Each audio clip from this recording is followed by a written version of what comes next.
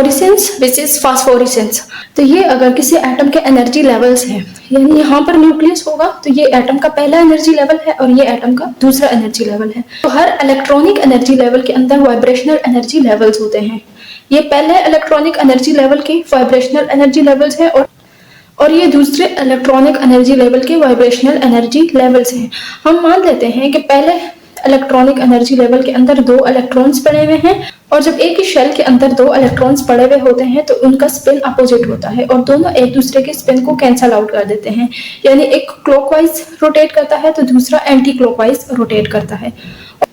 तो अगर यहाँ से एनर्जी का फोटोन आया तो वो क्या करेगा, ये एक इलेक्ट्रॉन एनर्जी का फोटोन एब्जॉर्ब कर लेगा और ये एक्साइट कर जाएगा इनटू हायर एनर्जी लेवल।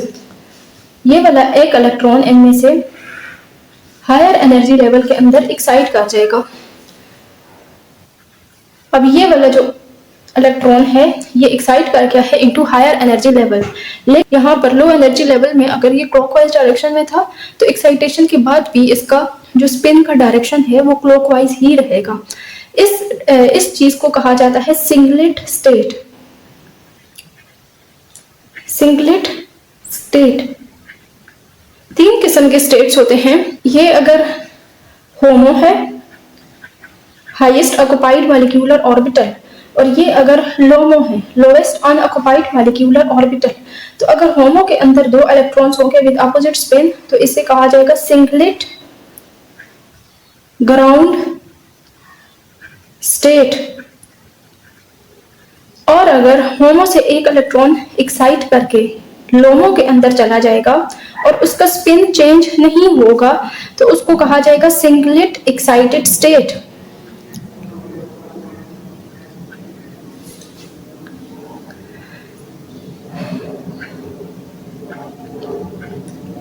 और अगर तो लोमो के अंदर इलेक्ट्रॉन्स जाने के बाद उसका स्पिन स्टेट चेंज हो गया, यानी वो अगर क्लॉकवाइज था तो एंटी क्लॉकवाइज हो गया, तो इस चीज को कहा जाएगा ट्रिपलेट एक्साइटेड स्टेट।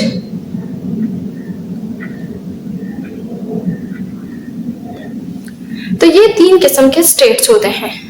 अब फ्लोरेसेंस के अंदर क्या होता है कि इलेक्ट्रॉन सिंगलेट एक्साइटेड स्टेट में चला जाता है।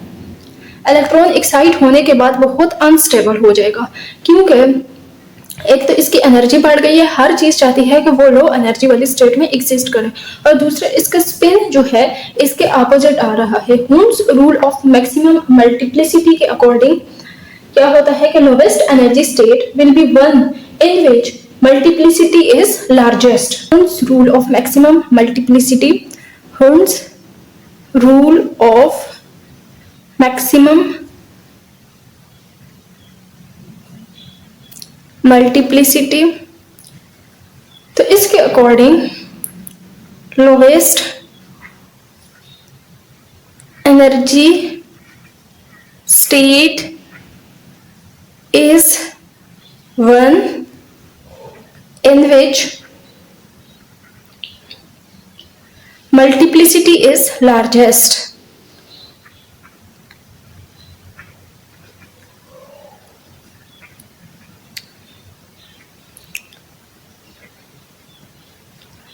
और electrons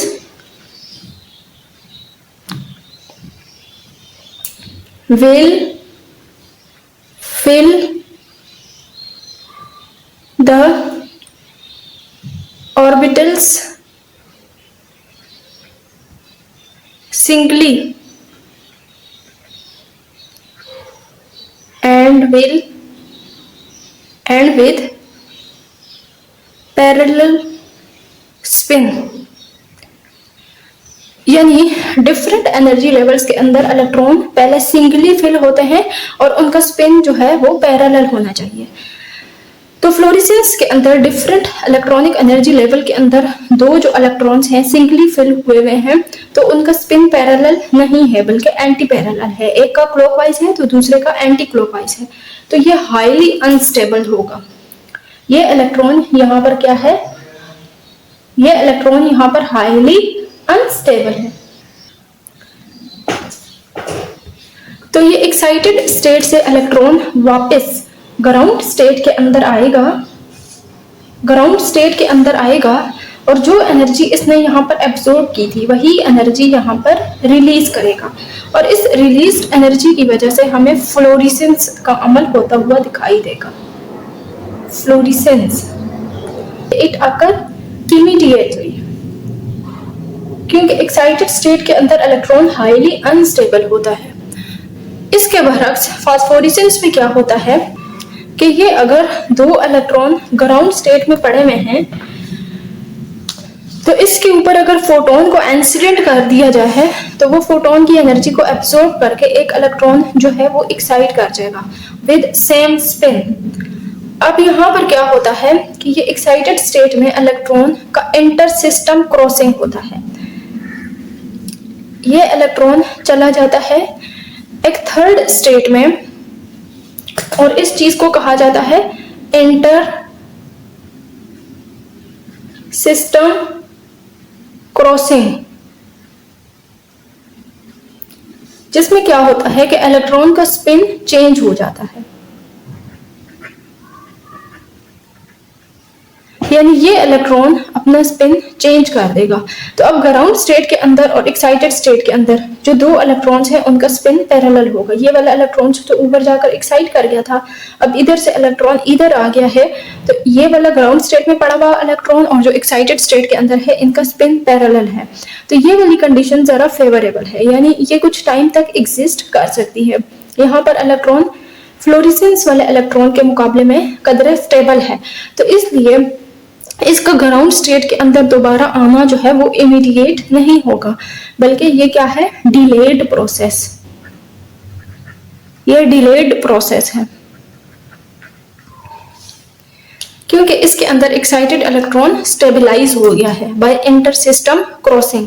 और इस स्टेट को, यानी जब ग्राउंड स्टेट और एक्साइटेड स्टेट के अंदर इलेक्ट्रॉन्स का स्पिन जो है वो पैरेलल हो तो इस स्टेट को कहा जाता है ट्रिपलेट एक्साइटेड स्टेट। उम्मीद है आपको फ्लोरेसेंस और फास्फोरेसेंस के दरमियान में फर्क वाज़ेह हो गया होगा। अब इस फास्फोरेसेंस के अंदर जो इंटर सिस्टम क्रॉसिंग की वजह से ट्रांजिशन हुई है इसको फॉरबिडन ट्रांजिशन भी कहा जाता है, क्योंकि ये जिस एनर्जी लेवल के अंदर इलेक्ट्रॉन गया है वो असल में तो एटम का इलेक्ट्रॉनिक एनर्जी लेवल नहीं था, क्योंकि ये वाले एनर्जी लेवल्स एटम के इलेक्ट्रॉनिक एनर्जी लेवल्स नहीं हैं, बल्कि इलेक्ट्रॉनिक एनर्जी लेवल्स के बीच में जो रीजन है जिसको फॉरबिडन रीजन कहा जाता है उसके अंदर मौजूद है। जैसा कि आपको पता है कि एटम के अंदर न्यूक्लियस के इर्द गिर्द जो एनर्जी लेवल्स होते हैं या शेल्स होते हैं उनके बीच में इलेक्ट्रॉन्स एग्जिस्ट नहीं करते, तो उस रीजन को फॉरबिडन रीजन कहा जाता है, फॉरबिडन रीजन। तो ये चूंकि ये वाले इंटर क्रॉसिंग सिस्टम के नतीजे में ये वाले जो एनर्जी लेवल्स बने हैं ये फॉरबिडन रीजन में बने हैं, इसलिए यहाँ पर जो इलेक्ट्रॉन्स की ट्रांजिशन है उसको फॉरबिडन ट्रांजिशन भी कहा जाएगा। अब according to the Hund's rule of maximum multiplicity electron will fill the orbital singly and with parallel spin, यानी इलेक्ट्रॉन्स डिफरेंट ऑर्बिटल्स को सिंगली फिल करेंगे पहले और उनका जो स्पिन है वो पैरेलल हो। तो अब चूंकि फास्फोरेसेंस के अंदर ग्राउंड स्टेट में जो इलेक्ट्रॉन पड़ा हुआ है और जो इधर फॉरबिडन जोन में इलेक्ट्रॉन आया है इन दोनों का स्पिन पैरेलल है, इसलिए ये वाला जो स्टेट है ये हाईली स्टेबल होगा according to the Hund's rule. तो यहाँ पर इलेक्ट्रॉन स्टेबल है तो उसका वापस ग्राउंड स्टेट में आना एक डिलेड प्रोसेस है, ये यहीं पर कुछ टाइम रहेगा और आहिस्ता आहिस्ता फिर ग्राउंड स्टेट में आएगा, तो इसलिए इस अमल को डिलेड प्रोसेस कहा जाता है। फ्लोरेसेंस का अमल सड़कों के ऊपर जो साइन बोर्ड्स होते हैं उनके अंदर हो रहा होता है, उनके ऊपर जब लाइट पड़ती है तो उसके अंदर मौजूद इलेक्ट्रॉन्स एक्साइट करके वापस फौरन से डी एक्साइट कर जाते हैं तो हमें एक चमक सी दिखाई देती है उनमें। लेकिन फास्फोरेसेंस का अमल एक डिलेड प्रोसेस है, इसमें एक टाइम में एनर्जी एब्जॉर्ब हो जाती है और वो फिर आहिस्ता आहिस्ता रिलीज होती है। जैसे कुछ मोती होते हैं वो दिन के टाइम पर रोशनी एब्जॉर्ब करते हैं और रात को फिर अंधेरे में वो चमकते हुए दिखाई देते हैं, तो असल में उनके अंदर फास्फोरेसेंस का अमल हो रहा हो।